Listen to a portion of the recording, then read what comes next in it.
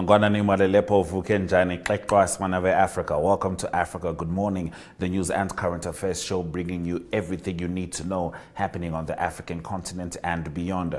You are joined by Ashwin Bedi on Monday, the 21st of October. These are some of the stories that we are looking at. No load reduction during matric exams which need electricity, says the Department of Basic Education. Kenya's impeached deputy president says his secretary withdrawn and security withdrawn rather, and his safety is at risk. And Ethiopia denies Human Rights Watch reports of abuse against Sudanese refugees. Follow all of our programs on oneup2.com or DSTV 285 and Gore TV 25 in Namibia, as well as Network Media Hub on YouTube. Talent Gore will also fill us in on the latest news stories stemming from Zimbabwe. This is Africa Good Morning. Top stories shortly.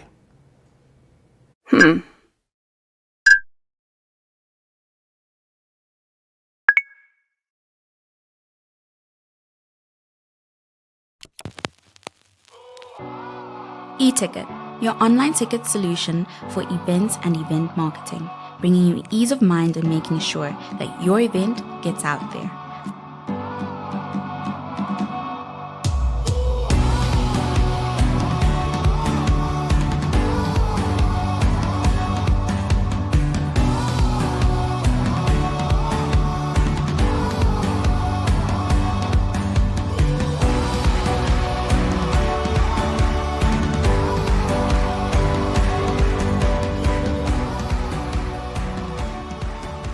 For more information, contact events@nhh.com.na.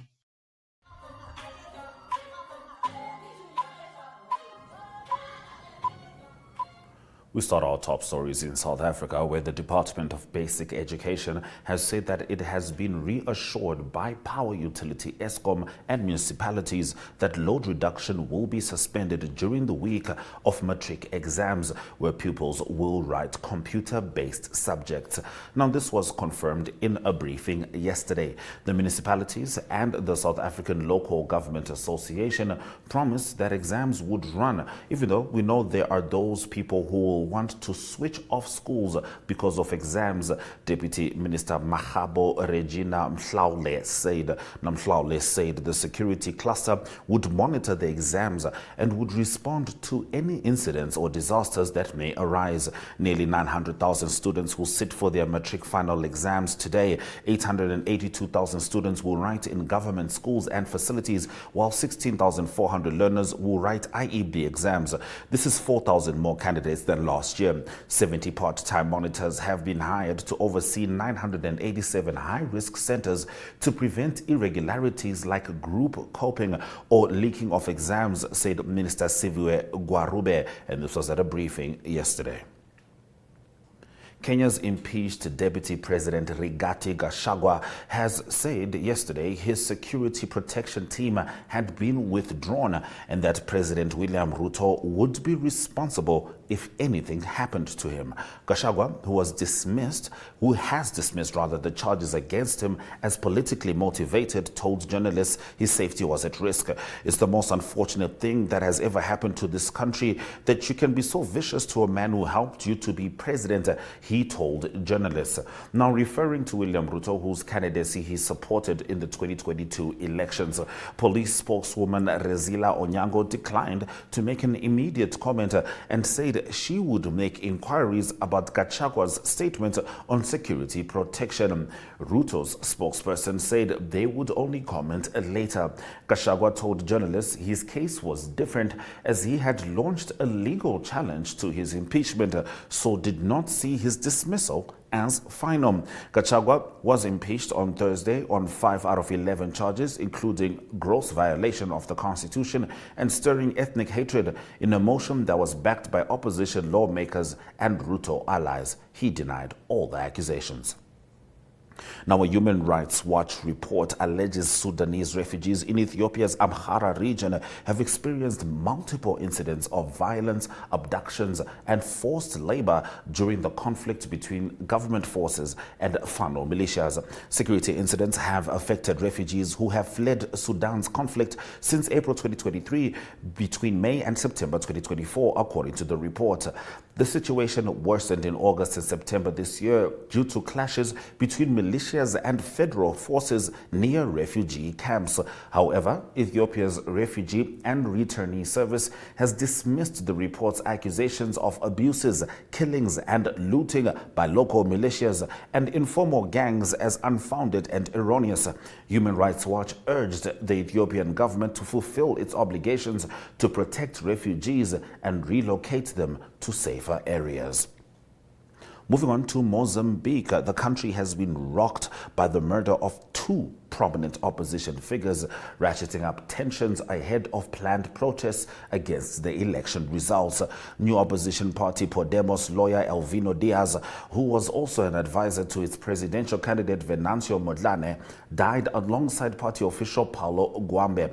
They were gunned down late on Friday night by attackers chasing the car they were traveling in. Videos posted on social media show a BMW SUV in the middle of the road with many bullet holes in the bodywork. Their deaths come as the country waits for the results of the contested 9 October election. They are due on the 24th, which is this week, with provisional results showing a probable win for Frelimo, which has governed Mozambique since its independence from Portugal in 1975. Western election observers have, however, cast doubts on the integrity of the poll, saying it did not meet international standards. They have reported issues including vote buying and the clamping down on dissent against the ruling party. Opposition parties have also cried fraud, and Podemos has called for a nationwide strike today.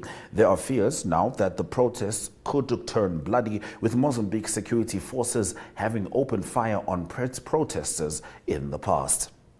In the last of our top stories, a Libyan national with suspected ties to the ISIS group who was planning an attack on the Israeli embassy in Berlin has been arrested in Germany, the authorities said. Police and other security forces arrested the man on Saturday evening in Bernau, a town just outside the capital Berlin, and searched his home, the federal prosecutor's office said in a statement yesterday. The prosecutor's office identified the 28-year-old man only as Omar A., in keeping with Germany's strict privacy laws. He intended to carry out a high-profile attack with firearms on the Israeli embassy in Berlin, the statement said. The accused exchanged information with a member of ISIL in a messenger chat. Security forces also searched the home of another person near the city of Bonn, who was considered a witness but not a suspect, the statement said. Those have been our top stories on Africa Good Morning. After the break, we talk to talent Gore as she brings us the news stories directly from Zimbabwe. Neopaints has established a 67-year Namibian legacy, creating personalized paint solutions that blend quality and innovation for the Namibian people.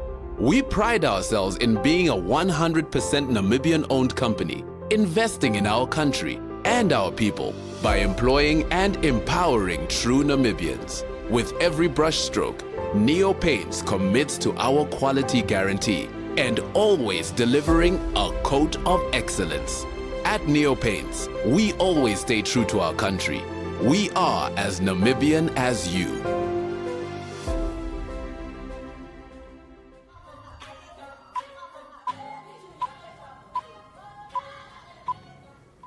All right, it's time for us to talk to Talent Gore in Zimbabwe. Talent Wamkase. Wamkase, Africa. It's good to see you, Talent. Picture's a little sketchy, but we can certainly get your audio.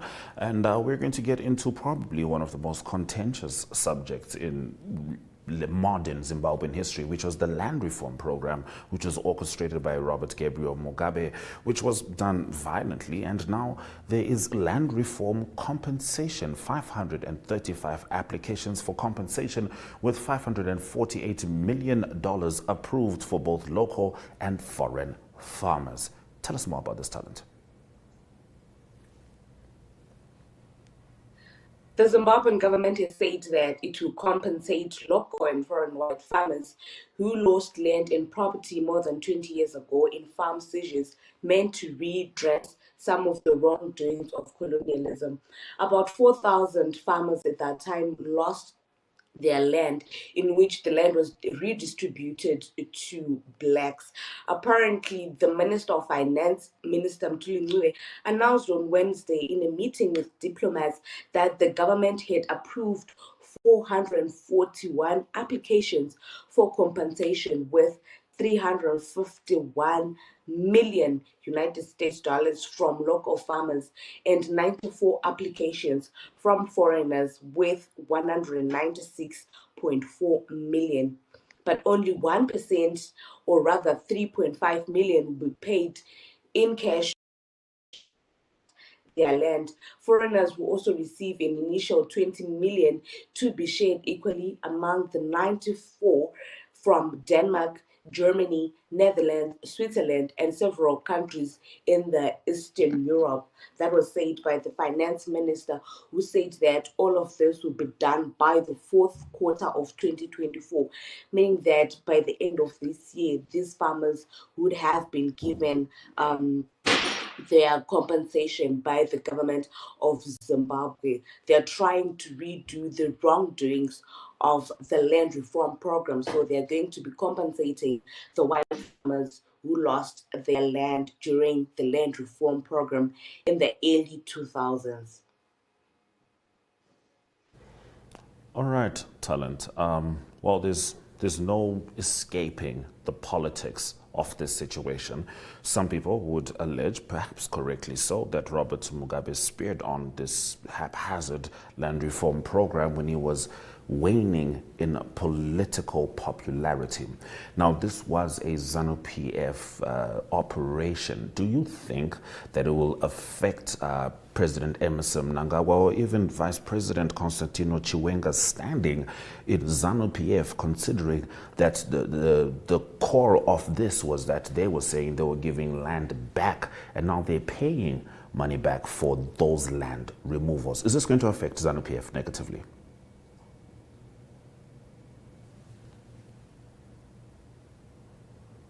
Ashuna, are you there?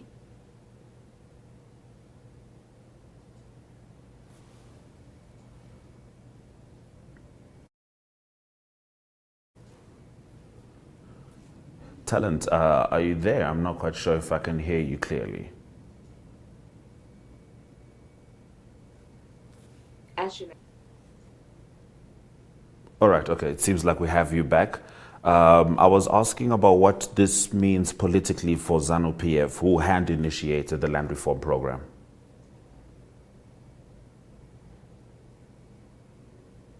I'm sorry, Ashuna, I can't hear you. Okay, unfortunately, we're going to have to get the stories from talent yet again later in the week. Some connectivity issues over there. However, her other story was about Zimbabwe's biggest market, which is Mbare Musika, which was set alight, ablaze last week, and the suspect has been nabbed and in court. Talent Gore will be bringing us that full update in just a couple of days on Africa Good Morning. For now, we're going to take a quick break before we return with economic news.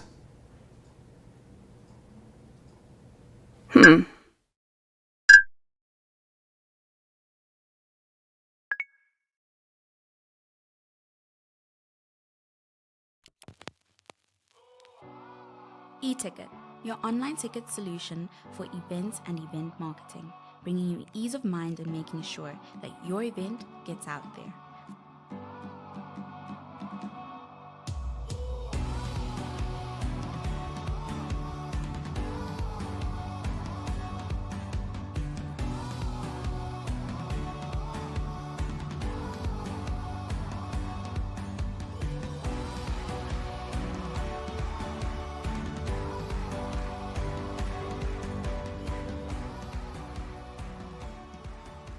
For more information, contact events@nhh.com.na.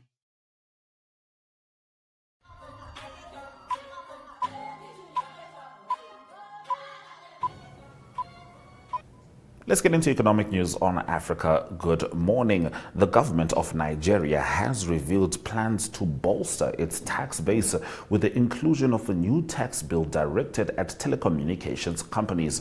Telecoms in the West African country would be subjected to a 5% tax should the bill be passed. The bill, titled A Bill for an Act to Repeal Certain Acts on Taxation and Consolidate the Legal Frameworks Relating to Taxation and enact the Nigeria Tax Act to provide for transaction of income, transactions and instruments and related matters, aims to implement excise taxes on certain services offered in Nigeria, including gaming, betting, lotteries and telecoms. Now, the World Health Organization chief yesterday urged Rwanda to keep up its fight against Marburg as the country battles an outbreak of one of the world's deadliest viruses. There have been 62 confirmed cases and 15 deaths in the outbreak, which was first announced in late September. Now, no new cases have been detected in the last 6 days, and 44 people have recovered from infection. Tedros Adhanom Ghebreyesus, the head of the World Health Organization, visited Rwanda to see the outbreak response for himself and hailed the country's handling of the situation. Marburg is transmitted to humans from fruit bats and is part of the filovirus family that includes Ebola. With a fatality rate of up to 88%, Marburg's highly infectious hemorrhagic fever is often accompanied by bleeding and organ failure. A vaccination program using a trial vaccine was launched in Rwanda earlier this month. You are still with Africa Good Morning. It was certainly an eventful weekend with regards to sport, and we'll be bringing you all the potent updates from Namibia and internationally after this break. Neopaints has established a 67-year Namibian legacy, creating personalized paint solutions that blend quality and innovation for the Namibian people.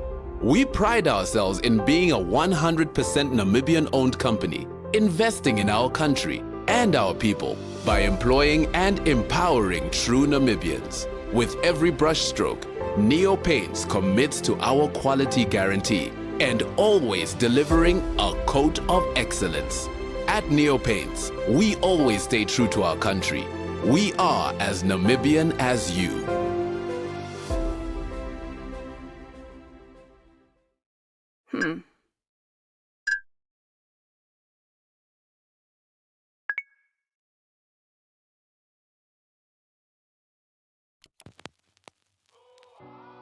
E-Ticket, your online ticket solution for events and event marketing, bringing you ease of mind and making sure that your event gets out there.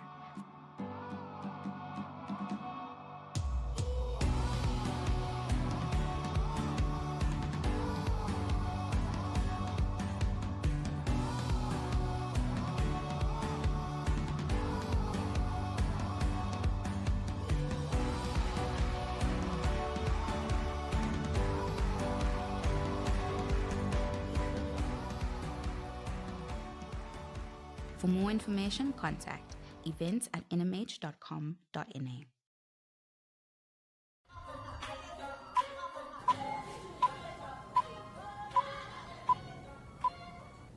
All right, we start our sports stories in Namibia, where 3 football matches were played in the 10th and final edition of the Dr. Hage Geingob Cup at Windhoek's Independence Stadium on Saturday. All players wore black armbands in honor of the late president who passed away earlier this year. Now, the big winners of the day were Eshoka Chula Chula, that successfully defended the cup after mastering a talented African Stars outfit in a thrilling match. African Stars started the match controlling possession while Chula Chula was playing on the break. Now, the first half ended 1-0 with the Chula Chula crowd making the most noise. The second half saw Chula Chula extending their lead early through Eliakim Jackson, giving them a 2-goal cushion and ultimately the win. All right, let's have a look at the English Premier League results as well as the top of the table.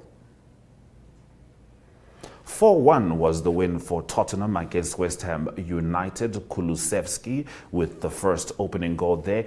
Aston Villa getting the best of Fulham FC with a 3-1, but 2 red cards in that game. Manchester United beating Brentford United 2-1, back to winning ways.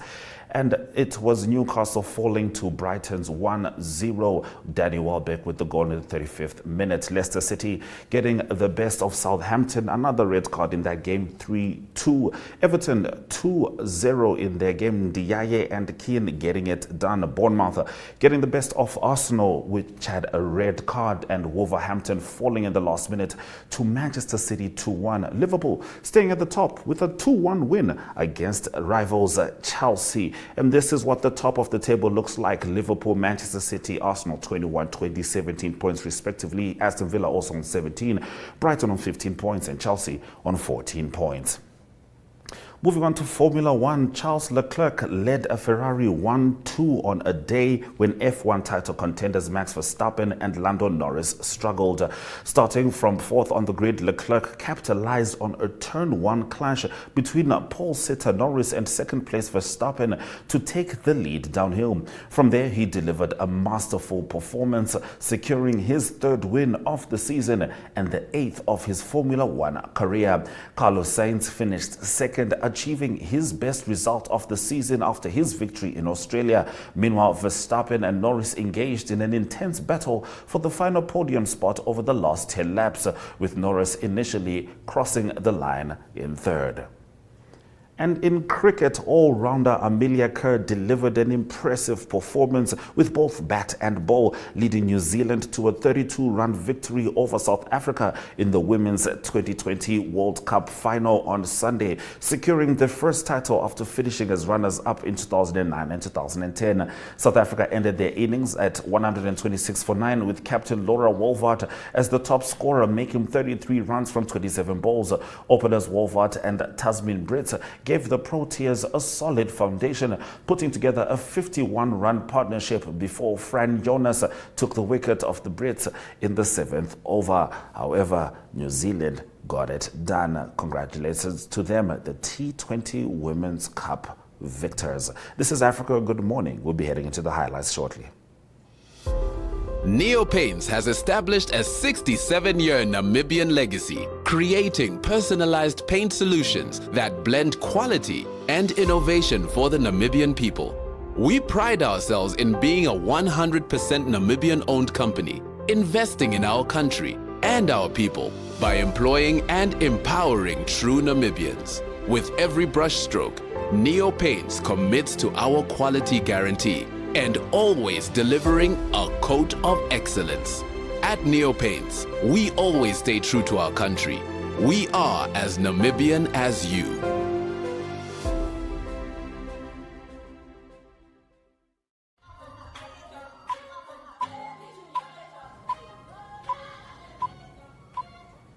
It's a fresh new week. Thank you for staying with Africa Good Morning in our first broadcast of the week.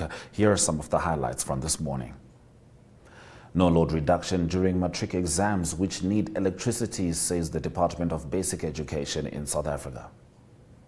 Kenya's impeached deputy president says his security withdrawn and safety at risk. And Nigeria introduces bill to strengthen taxation on telecoms. DSTV 285, GoTV 25, oneup2.com and Network Media Hub on YouTube is precisely where you can find us every single weekday, broadcasting from 7 a.m. From me, Ashwin Berry, and the Africa Good Morning team, Swera Jakanaka, let's have a good week.